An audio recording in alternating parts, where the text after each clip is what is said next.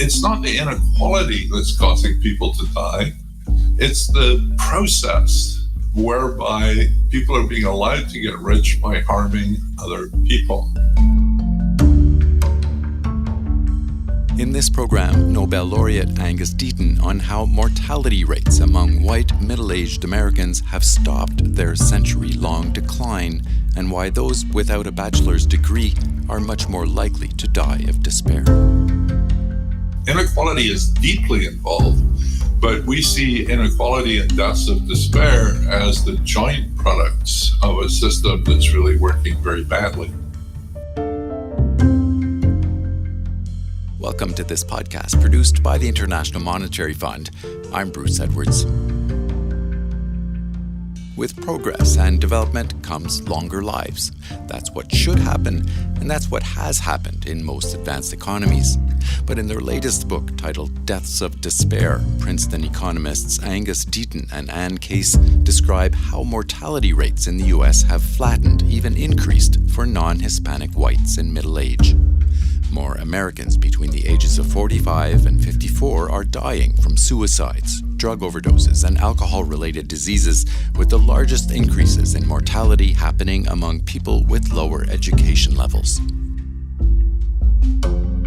Angus Deaton is a professor emeritus at Princeton, as well as a presidential professor of economics at the University of Southern California. He was invited by the Institute for Capacity Development to present his research to IMF economists. Professor Angus Deaton joined me after his presentation to talk about the B.A. non-B.A. divide in the United States. So you started, this research with a hunch that the woes of the middle class in the U.S. were somehow different than in other countries. How did you come to zero in on bachelor's degrees as being the culprit, or at least a culprit? Yeah, it wasn't really a hunch. I mean, we were playing with data, and then something jumped out of the data that we didn't understand, which was this long sustained decline in mortality in midlife had suddenly stopped and partially reversed itself, and that this was among white non-Hispanics. And we looked around, of course, for what was causing that, which is what led us to the deaths of despair, meaning the causes of death. But also we compared it with other countries, and we saw that it wasn't happening in other countries. And then we looked around for what information we had on those deaths, who they were, where they were, what sort of people they were. And of course, we're working at this point with individual millions and millions of death certificates, 20 or 30 million death certificates. And there's not a lot of information on those death certificates. You know the time and place of death and all that sort of stuff, but they do have education on them. So we just took what we had, essentially, and discovered that the split between a bachelor's degree and a not-bachelor's degree was incredibly important for these rising deaths, and they were basically confined to that group. So that was just, what was on this certificate, what information we had, and you use what you have. But then when we went on to look at other related things like morbidity and pain and church going and wages and employment, all of those seem to be just very strongly structured by whether or not you had a BA or not. And as you just mentioned there, that the impact of this goes way beyond just the economics of it. It's a human tragedy in that people are dying from the sheer lack of prospects. And hence the title of your book, Deaths of Despair. How specifically are people dying generally, and what percentage of the working population are at risk? Well, I mean, at risk, of course, is the whole population. We don't know if it's like with suicides, you don't know who didn't kill themselves, sort of idea, except you know who did, so you can't really tell who were the people who almost did it. But it's clearly at-risk population, these people without a BA. We spent a lot of time looking across the country, and it turns out that these deaths of despair, as we call them, are rising in every state of the United States. And that, the decline in life expectancy, which happened between 1914 and 17 and will probably happen again in 2020, is widespread. There are a few states where death rates are not going up, but they're just like 2 or 3 of them, maybe New Jersey, California. That certainly will be reversed. But it's pretty widespread. And so it seemed like, from the late 90s up until the mid-20-teens, whatever you call it, you've got a situation in which the death rates really are going up in midlife in a quite geographically widespread way. But in terms of lack of prospects for less educated people in a globalized world, the U.S. is not unique in that respect. Why are we not seeing this same phenomenon or those same trends in other countries? That was a big question right from the very beginning, because that was one of the first questions we were posed with. And if you look at figure 1 in our very first paper in the Proceedings of the National Academy of Sciences, that's what you see, that this is happening to less educated people in America, and it's not happening elsewhere. So what's the story? And, throughout our research that led up into the book, we were trying to figure out, why America and why not elsewhere. And what you said, globalization, by the very definition of the word, is a global phenomenon. So are robots or automation. They're German robots as well as American robots. So it couldn't be that. Or if it was that, there was something in America that was making it much worse than elsewhere. And there are, I think, 3 possible stories you could think about here. And they're not mutually exclusive. One is that the sustained decline in wages for less educated people is much more sustained here than it is elsewhere. We've had more than 50 years of it now. Other countries have seen some of that, but for much shorter periods. The second thing is opioids. So, we do not, we have not prevented the widespread prescription of what are essentially legalized heroin. And other countries have done that. Also, other countries have a social safety net, which is much more complete than ours. So for the people in Britain, for example, whose market wages or market earnings have not done very well, their actual take-home pay has done much better. And there's no such compensation in the United States. So you can imagine all of these causes sort of intertwining. The big question, of course, is, and this is what the Europeans are most interested in, is it just a matter of time before it comes there, or is there sort of American exceptionalism? So you point out there, the issue of the healthcare system in the U.S. And while your book was in fact published only weeks before the pandemic became a real thing, do you think this problem played on how prepared or ill-prepared the U.S. was for this pandemic? I wouldn't exactly say that because, other countries like Britain, which has a national health, a fully socialized healthcare system, didn't do very well in the pandemic either, though they seem to have come through it. But their death rate per person is much higher even than what is happening in America.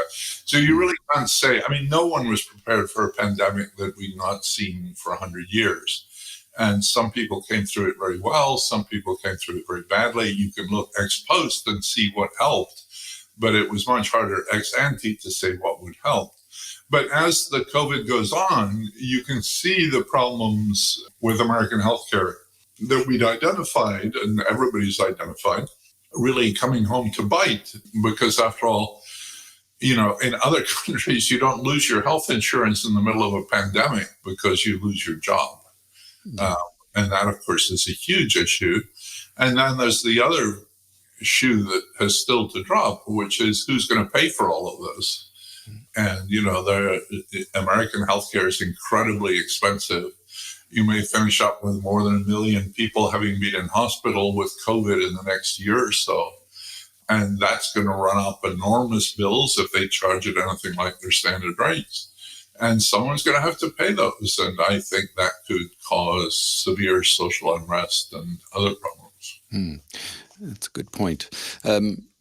So where does inequality fit into this story? I mean, we blame a lot of things that are wrong about society, on inequality. Are these deaths of despair a result of rising inequality in the end? No. We just don't buy into that narrative at all. And, I know the IMF likes to do that and says that inequality is bad for growth and all sorts of things like that. But I've never bought into that. Inequality is deeply involved, though. But we see inequality and deaths of despair as the joint products of a system that's really working very badly. I wrote a book called The Great Escape, which argues that it's precisely during periods of prosperity, periods of innovation, times when things are really going well, when people are discovering new things, that inequality expands. So that's good inequality. I mean, that's inequality that's happening because progress is happening, and progress never happens evenly. But there are other sorts of inequalities, and one of the big inequalities in the U.S. is that the people who make money out of the healthcare system, the providers, the hospitals, the CEOs, the pharma companies, they're getting rich on the backs of people. I mean, they're basically stealing stuff. So, some people are doing very badly, other people are dying, and out of that, people are getting rich. So in some sense, the pharma companies who make OxyContin are a sort of poster child for this whole thing. It's not the inequality that's causing people to die, right? It's the process whereby people are being allowed to get rich by harming other people. So that's the central way that I think about this, which is that, inequality is being produced by a process, and it's the process that's bad. You can have processes that produce inequality that are good processes. And I think it just makes no sense at all to think of inequality as a cause of anything. Inequality is an outcome. And so you do speak a lot about, rent seeking in this book. Remind us of what rent seeking is exactly and how it plays into this story. Right. So rent-seeking is a fairly old term. I think it goes back to Gordon Tullock, who probably used it first. It's been around in development for a long time, too. And the idea is, one way of putting it is people say there's two ways of getting rich. You can get rich by making stuff, or you can get rich by taking stuff. Mm-hmm. And rent-seeking is using the government, using political connections to take stuff. And so, if you're a firm and you're manufacturing stuff, if the markets are right and they're working properly, you follow the profit motive, and, it helps make you rich, and it benefits lots of other people, Adam Smith's key insight. On the other hand, you might discover it's much more profitable to go and make a campaign contribution or send some lobbyists down to Washington, and then they give you special regulations which help you at the expense of your competitors or your consumers or your workers and so on. That doesn't produce anything. In fact, it's likely to destroy GDP, but it benefits you at the expense of other people. So that's the sense, that's rent seeking, which is you go and try to seek for rents from the government, which will help make you wealthy. And, that's quite common in politics around the world, but some systems have much more of it than other systems. And, the rent-seeking story and deaths of despair is sort of at the key of what we're doing. So inequality is just incredibly important in this, because rent-seeking causes inequality. But the answer to that inequality is to stop the rent-seeking, not to try to tax it away. So rent-seeking is not something that we hear a lot about in terms of systemic risks. And there seems to be a convergence of pressures on society now, like, artificial intelligence, health, education, and this political lobbying, things that economists have not traditionally focused on. Is the field of economics entering a new era, do you think? Well, I think it's been entering, a new era for a long time.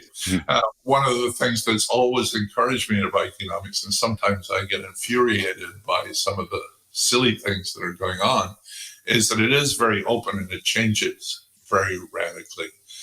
And it's changing now. I mean, one of the things that's always interesting, the American Economic Association has this list of terms it uses to categorize its literature, and they're always miles out of date compared with the best work that's going on. And the best work is different and it's changing. So I think, too, the big trends in economics over the last 20 or 30 years, one of them had been to incorporate politics and economics much more closely. So Alberto Alessino, who died a few weeks ago, very sadly was a leader in that and bringing politics into economics. I don't think it's an accident that he was Italian. Luigi Zingales, who's another Italian writer who writes a lot about rent-seeking and political economy. So that thinking about the problems, many of the problems being political problems rather than economic problems, I think has been a huge change and a huge move for the good in economics. The other side is sort of behavioral economics and thinking about people as not behaving as fully rational, intertemporal maximizers, and having all sorts of biases of one sort. And those two things together, I think, have been a very powerful set of improvements. And certainly in my previous book, In the Great Escape, in thinking about economic development, the last chapter, which is about why aid doesn't generally work, is all about rent-seeking and what aid does to rent-seeking. So in this latest book, you speak of the long-term benefits of going to college, but in the world of COVID-19, with classroom teaching a thing of the past, at least for now anyway, and affordable internet connectivity, a lifeline for students. Do you worry that people's ability to pursue an education will be further hindered by corporate interests and their lobbying power in terms of making affordable and adequate internet available to everyone? Yes. I mean, the simple answer is yes, I worry about those things a great deal. And those will be the lasting inheritance of this pandemic. And they'll be very serious ones, I think. I'm not sure the corporates are particularly at fault here. So let me take that out of the equation for a minute. There are all sorts of things where it intersects with corporate behavior. But just the two things, I think university education is going to be very severely disrupted. And I don't think we'll go back to where we were before. And I don't know. It's too soon to see where it is we're going to go as part of this. But I think lots of colleges are going to go out of business in the U.S. There are about 1 million foreign students here. We're already seeing the Trump administration fighting over that and to back off this time round. There are about 300,000 Chinese students in U.S. higher education. It's a little hard to imagine that number not falling pretty rapidly over time. That'll put a lot of universities, colleges out of business. But I'm most worried, I think, is the school kids and the ones in the less economically favored families for whom Zoom learning is no learning at all. Yeah, and I think there's data showing that, and it's quite terrifying. And I think we know from the research that sociologists and economists and psychologists have done over the last 20, 30 years, that these childhood losses you lose in childhood are incredibly difficult to make up. It sort of blights your life. So this could be a situation in which long after the virus has been forgotten, we're still suffering the consequences of it, or some people are. And that will certainly widen inequality because it's not the people on top who are suffering under this. So you're a busy man with lots of demands for your time. Why did you feel it important to talk to a group of IMF economists about this book? An international institution whose main focus is essentially financial stability. What can these deaths of despair in the U.S. Teach us about the global economy? A lot, I think. And But let me start with the question. I discovered that I've done this a few times before, and I certainly didn't do it. I discovered there's always a good lunch. There was no lunch. I discovered that I wasn't doing it for the free lunch. It's a real treat to be able to talk to a bunch of people who are very skilled, very smart, and who have a lot of influence in the world. And so, just getting the message out there, I mean, that's what we're really concerned about. I imagine a few of them even bought books yesterday, but that's not our main concern. I think, one of the big things that we talked a little bit about was, let's hope that this marks the end of austerity, for instance. And austerity has been very, very bad for less educated people in rich countries. And, Britain, which I know best, has been a place where there's been, a terrible hollowing out of public services on which ordinary people really depend. And at the same time, well-off people were doing really very well indeed. I think the healthcare thing is very important for people in the IMF to know about, because, you guys go around the world. People come to you in times of distress and say what we can do. And it seems to me healthcare expenditure is an item that ought to be on the agenda. It's perhaps most seriously on the agenda in the US. And maybe the IMF has only occasional influence in the US, but it does have some. Right now, it's not clear who you talk to in Washington to have any impact on anything at all, right? I was contrasting that. I was talking to my friend Tim Besley the other day, and he was talking about, how he's not in power in any sense. And I was talking to Nick Stern, who's, a crossbench lord in Britain. He's not in any political party. And they were both talking about, how much influence their work and other economists' work was having on what's happening in Britain. And you just don't see that happening here at all, which is very sad. So let's talk to people who have influence when I can, and the IMF is certainly way up there.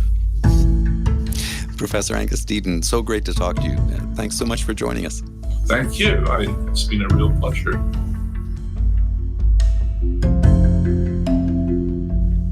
Angus Deaton is a professor emeritus at Princeton, as well as a presidential professor of economics at the University of Southern California. He won the Nobel Memorial Prize in Economics in 2015 for his work on consumption, poverty, and welfare.